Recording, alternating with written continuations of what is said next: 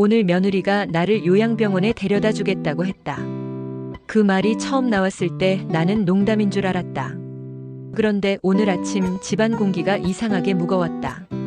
며느리는 유난히 밝은 척을 했고 아들은 출근한다며 나를 외면했다. 식탁 위에는 밥 대신 종이 한 장이 놓여 있었다. 요양병원 입원 동의서였다. 내 이름이 인쇄된 칸은 비어 있었지만 아들과 며느리의 서명란은 이미 차갑게 메워져 있었다. 나는 그 종이를 찢어버리고 싶었지만 손이 떨렸다. 아무리 생각해도 내가 요양병원에 갈 이유는 없었다. 허리가 조금 굽었을 뿐 아직 걸을 수 있고 밥도 혼자 해먹는다. 약간의 고혈압과 당뇨가 있을 뿐 의사도 관리만 잘하면 된다고 했다. 그런데 왜 멀쩡한 나를 거기에 넣으려는 걸까? 차에 오르는 순간 창밖의 집들이 하나둘 멀어졌다. 이곳에서 살면서 쌓았던 시간과 추억이 내 시야에서 떨어져 나갔다. 며느리는 운전대를 잡고 앞만 보고 있었다. 나는 물었다. 너희가 왜 이러는지 설명 좀 해라. 그녀는 짧게 대답했다. 아버님 건강 생각해서 그러는 거예요. 그 말 속에 진심이 없다는 걸 나는 알았다. 나는 아들 얼굴을 보고 싶었지만 그는 이 자리에 없었다. 왜 함께 오지 않았을까? 요양병원에 도착하자 흰색 건물과 퀴퀴한 양 냄새가 코를 찔렀다. 로비 한쪽에는 휠체어에 앉은 노인들이 텔레비전을 멍하니 보고 있었다. 그들의 눈빛은 희미했고 표정에는 생기가 없었다. 간호사가 다가와 웃으며 인사했다. 어르신 여기 앉으세요. 곧 입원 절차 안내해 드릴게요. 나는 고개를 저었다. 난 입원하러 온 게 아니오. 그러자 며느리가 간호사에게 작은 목소리로 무언가를 말했다. 순간 간호사의 눈빛이 바뀌었다. 나는 등골이 서늘해졌다. 내 방이라며 안내된 곳은 창문이 작은 4인실이었다. 침대마다 얇은 커튼이 달려 있었지만 그걸 친다고 해서 사생활이 지켜질 것 같지 않았다. 옆 침대에는 이미 한 노인이 누워 있었다.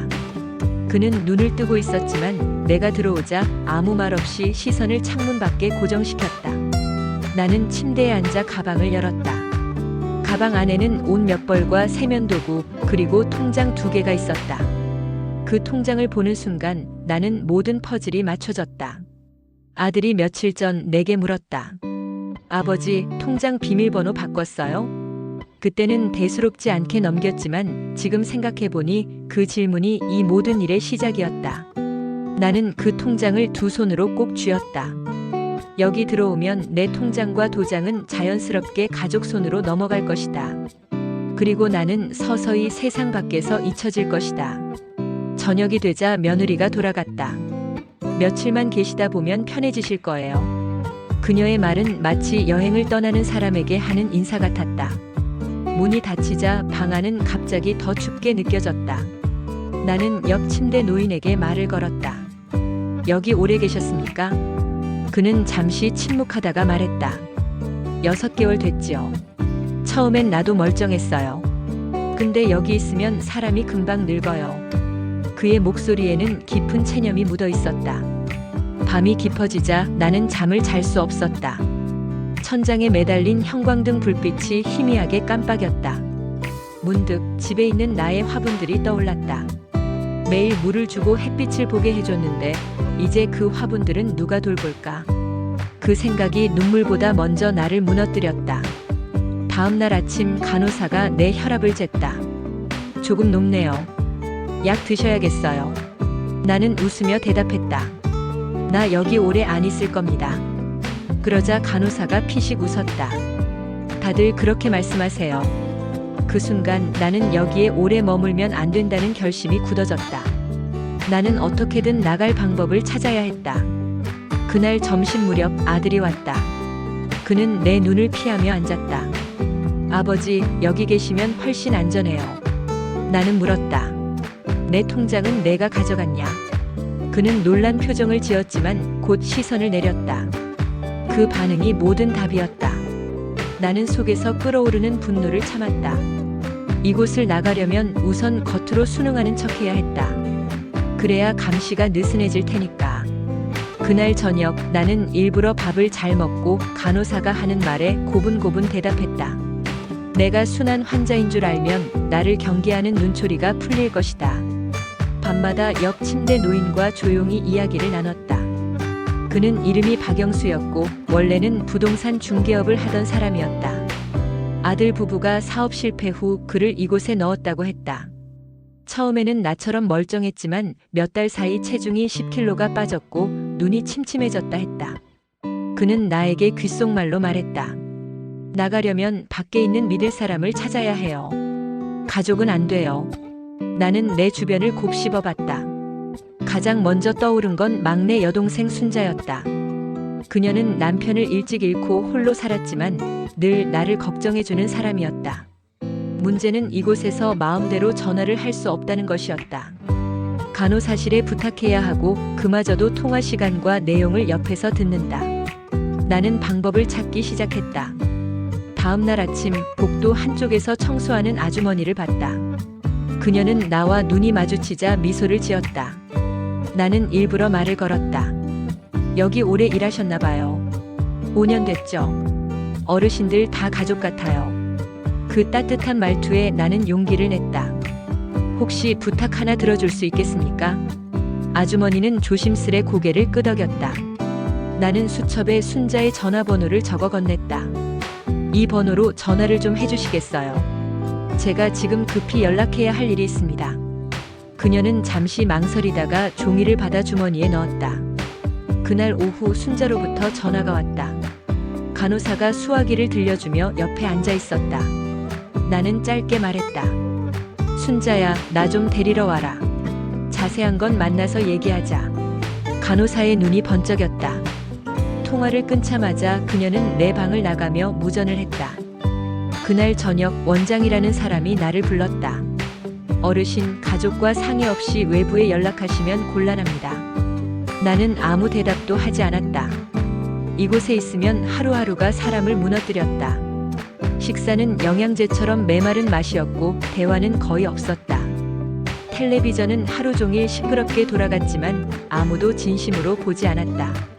내 몸은 점점 무겁게 가라앉았지만 정신만은 포기하지 않으려 애썼다. 사흘 후 순자가 나타났다. 그녀는 허겁지겁 달려와 내 손을 잡았다. 오빠, 무슨 일이야? 왜 여기 있어? 나는 며느리와 아들이 재산을 노리고 나를 여기 넣었다는 걸 조심스레 설명했다. 순자는 금방이라도 눈물을 터뜨릴 것 같았다. 하지만 원장과 간호사들이 우리를 지켜보고 있었다. 오빠, 내가 데려갈게. 퇴원 절차 밟자. 그 말에 원장이 나섰다. 법적으로 보호자가 아니면 퇴원 조치는 어렵습니다.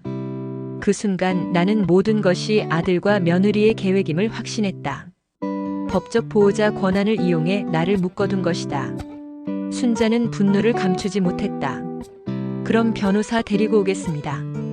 그녀의 목소리는 단호했고 그 말에 원장도 잠시 입을 다물었다. 그날 밤 옆 침대 박영수가 나를 바라보며 말했다. 가족이 이런 상황에서 싸워줄 수 있다면 아직 희망이 있는 겁니다. 나는 고개를 끄덕였지만 마음속에는 불안이 컸다. 아들과 며느리가 가만히 있지 않을 것이기 때문이다. 다음 날 아들이 요양병원으로 찾아왔다. 그는 얼굴에 억지 미소를 띄우고 앉았다. 아버지, 왜 순자 이모한테 연락했어요? 이러면 저희 곤란해요. 나는 차갑게 말했다. 너희 곤란이 중요한 게 아니라 내 인생이야. 아들은 한숨을 쉬며 자리를 떴다. 그 뒷모습이 낯설고 차가웠다. 며칠 뒤 순자가 변호사와 함께 돌아왔다. 변호사는 나에게 서류를 내밀었다. 이 서류에 서명하시면 법적으로 보호자 권한을 변경할 수 있습니다. 나는 펜을 들었다. 그 순간 간호사가 달려와 서류를 빼앗으려 했다. 순자가 몸으로 막아서며 소리쳤다. 이건 오빠 권리예요. 건드리지 마세요. 병원 복도가 순식간에 소란스러워졌다. 원장은 사무실에서 우리를 불러앉혔다. 다음 날 아침 순자의 집 식탁에 앉아 따뜻한 된장국을 먹으며 나는 현실적인 계획을 세웠다. 첫 번째는 재산 보호였다. 통장과 도장을 모두 내 손이 닿는 안전한 곳으로 옮기고 예금은 일부 해지하여 현금으로 보관할 생각이었다. 두 번째는 법적 보호자 지정 변경이었다. 순자를 제1보호자로 등록하고 아들과 며느리를 법적으로 배제하는 절차를 진행해야 했다. 세 번째는 혹시 모를 불시에 대비해 내 건강 상태와 의사결정 능력을 공식적으로 증명하는 진단서를 받아두는 일이었다. 아침 식사를 마치자 순자가 나를 동네 은행으로 데려갔다. 창구에서 직원이 내 신분증을 확인하며 말했다. 어르신, 이 계좌는 최근에 큰 금액이 인출됐는데요. 나는 가슴이 철렁 내려앉았다. 누가 뺏어갔습니까? 직원은 기록을 확인하고 나를 바라봤다. 보호자 권한으로 출금이 이루어졌습니다. 나는 손을 떨며 물었다. 그 보호자가 아들입니까? 직원은 대답 대신 고개를 끄덕였다. 순자가 화를 참지 못하고 목소리를 높였다. 그럼 동의 없이도 출금이 가능하다는 겁니까? 직원은 난처한 표정을 지었다. 법적으로 등록된 보호자라면 가능합니다. 하지만 상황이 이렇다면 경찰에 신고하실 수도 있습니다. 나는 결심이 굳어졌다. 이제는 가족이라도 내 재산에 손댈 수 없게 만들어야 했다. 은행에서 나와 곧바로 경찰서에 들렀다. 담당 형사는 상황을 듣고 고개를 저었다. 가족 간 재산 문제는 법적으로 애매한 부분이 많습니다. 하지만 횡령 혐의로 고소는 가능합니다. 순자가 대신 물었다. 그럼 아예 재산 접근을 막을 방법은 없습니까? 형사는 답했다. 법원에 성년 후견인 변경 신청을 하셔야 합니다. 동시에 재산 보호 명령을 요청하면 어느 정도 방어가 가능합니다. 그날 오후 우리는 변호사 사무실로 향했다. 변호사는 서류를 검토하더니 말했다. 당장 후견인 변경 절차를 시작하죠. 아드님이 이미 재산을 사용한 기록이 있으니 법원에서도 심각하게 볼 겁니다. 나는 마음이 무거웠지만 고개를 끄덕였다. 혈육이라는 이름이 이렇게 무거운 족쇄가 될 줄은 몰랐다. 며칠 후 법원에 제출할 진단서를 받기 위해 병원에 갔다. 의사는 내 말을 다 듣고는 차트를 작성했다. 어르신 신체와 정신 모두 정상입니다. 이건 좋은 증거가 될 겁니다. 그 한마디가 나를 안심시켰다. 혹시라도 아들이 나를 무능력자로 몰아가려 한다면 이 진단서가 방패가 되어줄 것이다. 순자의 집에서 지내는 동안 나는 다시 사람다워지는 기분을 느꼈다. 아침에 일어나면 커피를 내려 마시고 동네 공원을 산책했다. 이웃들이 지나가며 인사를 건네면 나도 미소를 지었다. 요양병원에 있을 때는 이런 소소한 일상이 얼마나 그리웠는지 모른다. 하지만 마음 한구석에는 불안이 여전히 남아있었다. 아들과 며느리가 다시 나를 찾아올까봐 매일 문이 두드려질 때면 심장이 덜컥 내려앉았다. 그러던 어느 날 정말로 그들이 순자의 집 앞에 나타났다. 문을 열자 아들은 울먹이며 말했다. 아버지, 우리 잘못했어요. 다시 집에 모실게요. 나는 그 눈물을 믿지 않았다. 집에 모시는 게 목적이 아니라 내 재산을 지키는 게 목적이지.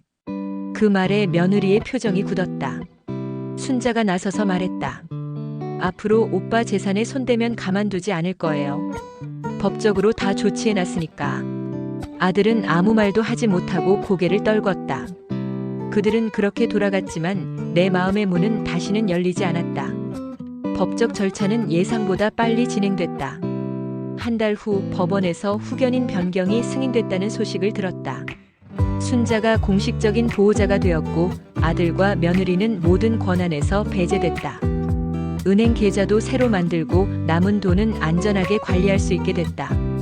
그날 밤 나는 순자와 마주 앉아 차를 마셨다. 오빠, 이제는 걱정 안 해도 돼. 나는 고개를 끄덕이며 대답했다. 그래. 하지만 나 같은 사람이 또 나오지 않게 해야지. 그 말에 순자가 미소 지었다. 그럼 우리 마을 어르신들 대상으로 재산 보호 모임 만들어보자. 그 순간 나는 알았다. 내가 겪은 이 고통이 헛되지 않으려면 누군가의 등불이 되어야 한다는 걸. 다음 주부터 순자와 나는 마을 회관을 찾아다녔다. 처음에는 몇 명의 어르신만 모였지만 입소문이 나자 점점 인원이 늘어났다.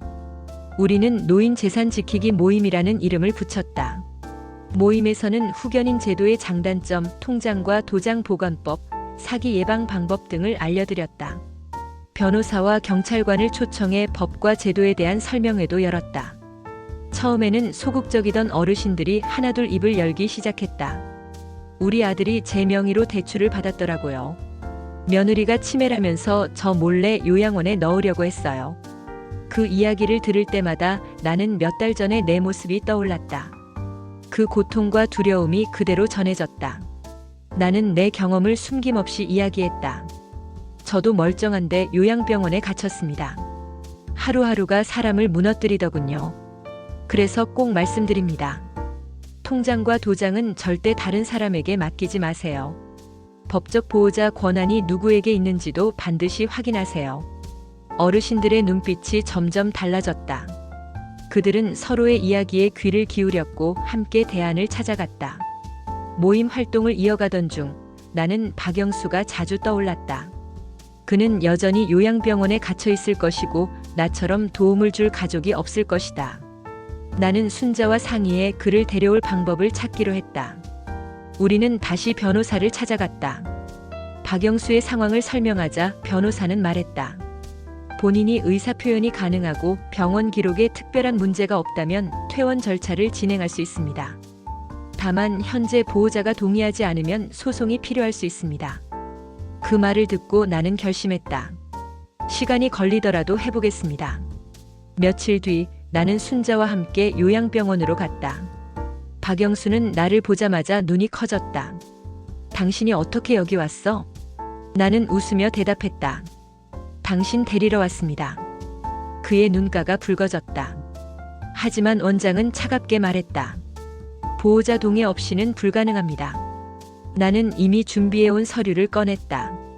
그렇다면 법적 절차로 진행하겠습니다. 원장은 잠시 나를 바라보다가 고개를 돌렸다. 소송은 길고 힘들었다. 하지만 그 과정에서 박영수는 점점 희망을 되찾았다. 우리는 면회 때마다 재산 보호 방법과 법적 절차를 설명하며 그를 도왔다. 그리고 3개월 후 드디어 법원이 그의 퇴원을 허락했다.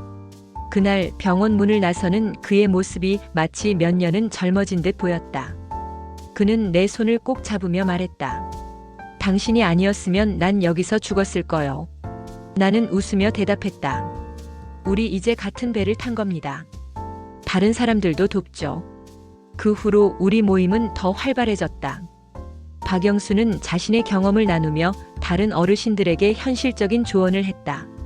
순자와 나는 마을뿐 아니라 인근 시골까지 찾아가 교육을 열었다.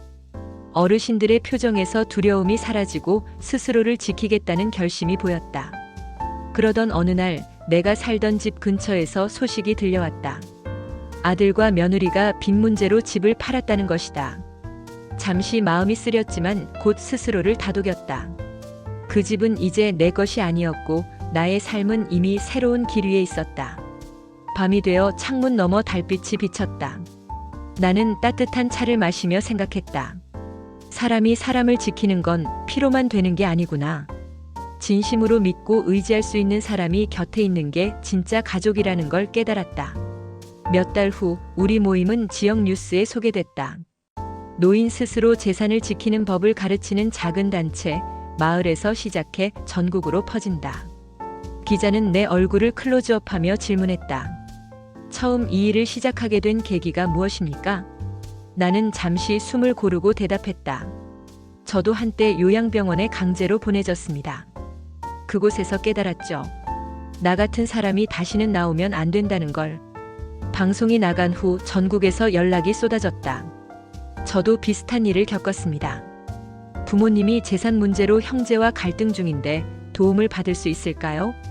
순자는 하루 종일 전화를 받느라 목이 쉴 지경이었다. 우리는 결국 사단법인 설립을 추진했다. 이름은 시니어 권익지킴이로 정했다. 변호사, 사회복지사, 심리상담사까지 참여해 활동을 넓혔다. 법률 상담, 긴급보호소 제공, 재산관리 교육. 처음엔 작은 모임이었지만 이젠 누군가의 마지막 희망이 되는 곳이 됐다. 어느 날 모임에 낯익은 얼굴이 나타났다. 바로 아들이었다. 그는 문 앞에서 한참을 서성이다가 조심스럽게 다가왔다. 아버지, 이제야 알겠습니다.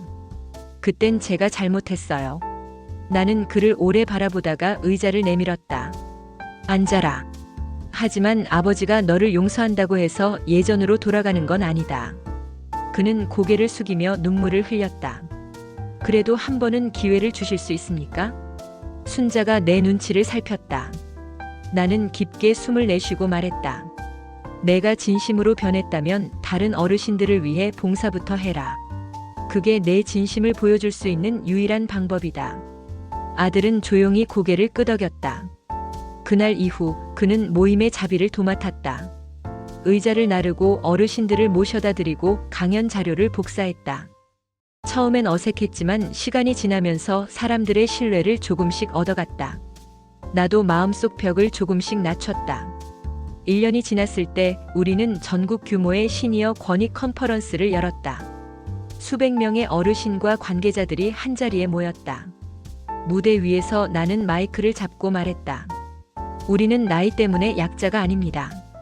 정보와 제도를 알고 서로를 지킬 수 있을 때 비로소 강자가 됩니다. 여기에 있는 모든 분들이 서로의 방패가 되어 줍시다. 박영수는 무대 옆에서 미소를 지으며 손을 흔들었다. 순자는 내 옆에서 박수를 쳤다. 그리고 객석 어딘가에서 내 아들이 그 모습을 지켜보고 있었다. 행사가 끝나고 나는 홀로 무대 위에 남았다. 텅 빈 객석을 바라보며 생각했다. 요양병원의 좁고 답답한 방에서 시작된 나의 싸움이 이렇게 많은 사람들의 삶을 바꾸게 될 줄은 몰랐다. 밖으로 나서니 저녁 바람이 얼굴을 스쳤다. 나는 미소 지으며 속으로 다짐했다. 이 싸움은 끝난 게 아니다. 앞으로도 계속 지켜야 한다. 그리고 그 길 끝에는 나 혼자가 아니라 함께 걷는 수많은 발자국이 있었다. 컨퍼런스가 끝나고 나는 한동안 바쁜 나날을 보냈다. 전국에서 상담 요청과 강연 초청이 끊이지 않았다. 하지만 그 속에서도 마음 한구석엔 조용한 공허함이 남아 있었다. 아마도 아들과의 관계가 완전히 회복되지 않은 탓이었을 것이다. 어느 날 아들이 내게 전화를 걸어왔다. 아버지, 잠깐 시간 내주실 수 있나요? 나는 조금 망설였지만 약속을 잡았다. 그가 데려간 곳은 한적한 시골집이었다. 문을 열자 오래된 나무 냄새와 함께 새로 칠한 벽의 향기가 섞여났다. 여기 아버지를 위해 마련한 집입니다. 나는 말없이 주변을 둘러봤다. 작은 텃밭과 툇마루 그리고 아늑한 방 하나. 아들이 조심스럽게 말을 이었다. 예전에 잘못한 건 평생 갚아도 모자라지만 이 집에서 편히 지내셨으면 합니다. 그리고 저도 봉사 계속하겠습니다. 순자와 박영수가 멀리서 우리를 바라보고 있었다. 그들의 눈빛에는 받아들이라는 무언의 응원이 담겨 있었다. 나는 천천히 고개를 끄덕였다. 그래, 이 집 우리 함께 지키자. 그날 저녁 우리는 새집 툇마루에 앉아 저무는 해를 바라봤다. 멀리서 들려오는 풀벌레 소리와 부엉이 울음소리가 마음을 차분하게 했다. 나는 속으로 다짐했다. 이 집이 우리 가족의 새로운 시작이 되기를. 그리고 다시 한번 깨달았다. 노후의 진정한 안전망은 돈이나 재산이 아니라 서로를 지키고 믿어주는 사람들의 마음이라는 것을.